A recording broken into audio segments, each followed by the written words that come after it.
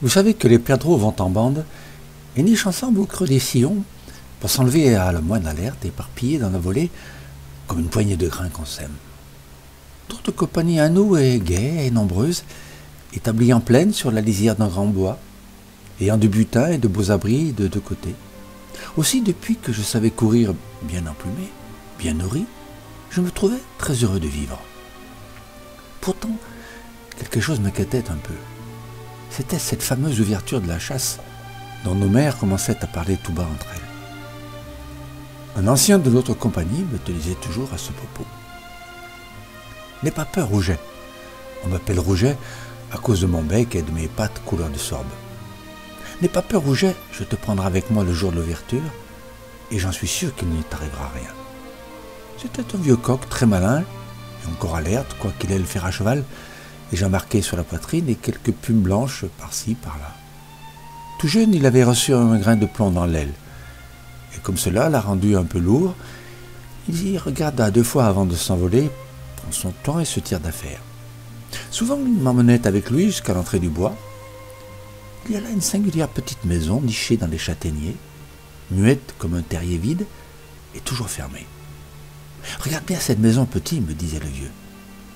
Quand tu verras de la fumée monter du toit, le seuil et les volets ouverts, ça ira mal pour nous. » Et moi, je me fiais à lui, sachant bien qu'il n'en était pas à sa première ouverture.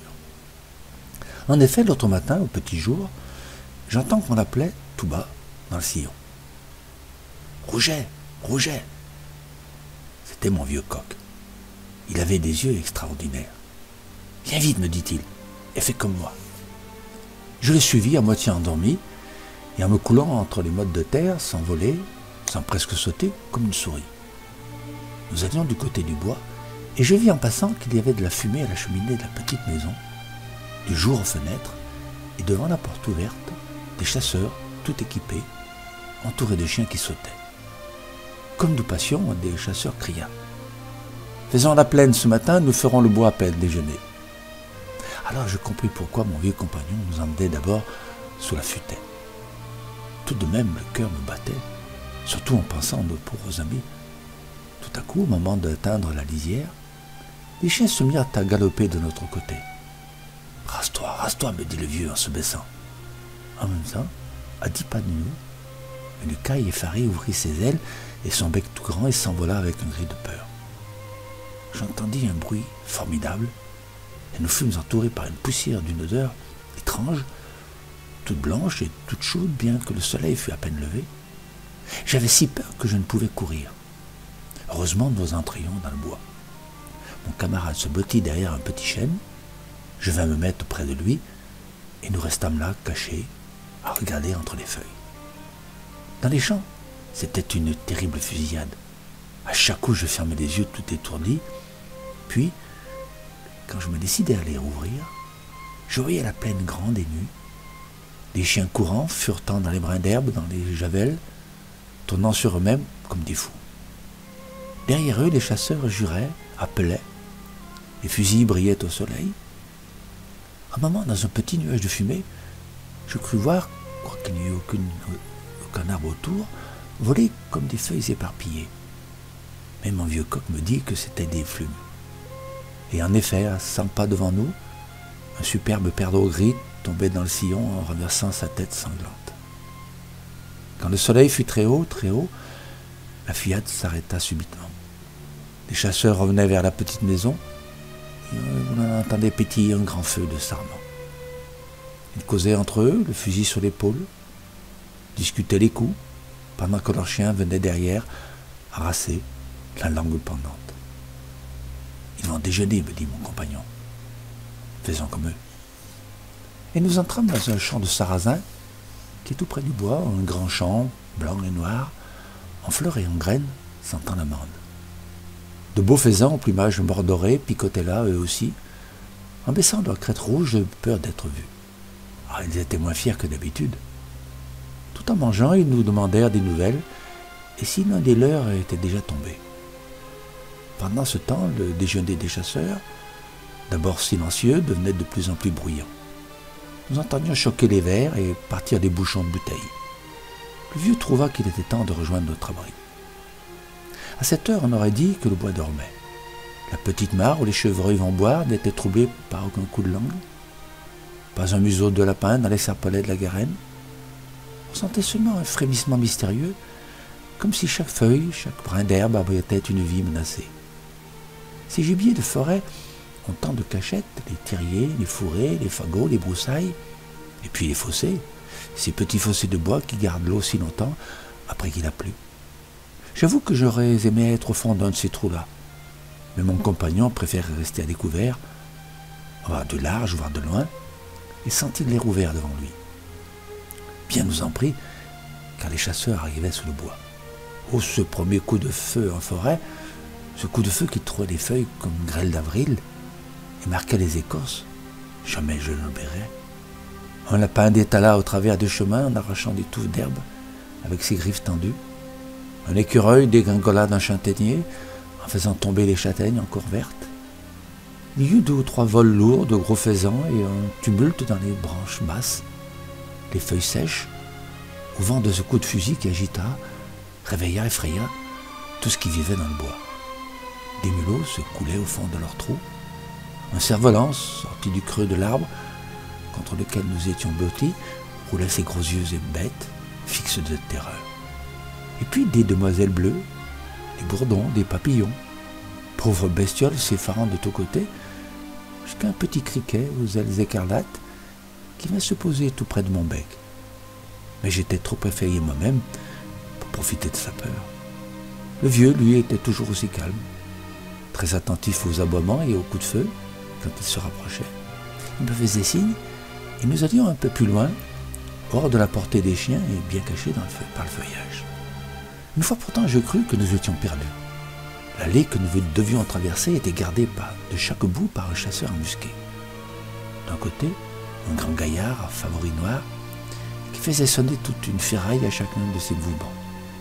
Couteau de chasse, cartouchière, boîte à poudre, sans compter de hautes guêtres, bouclées jusqu'aux genoux, et qui les grandissaient encore.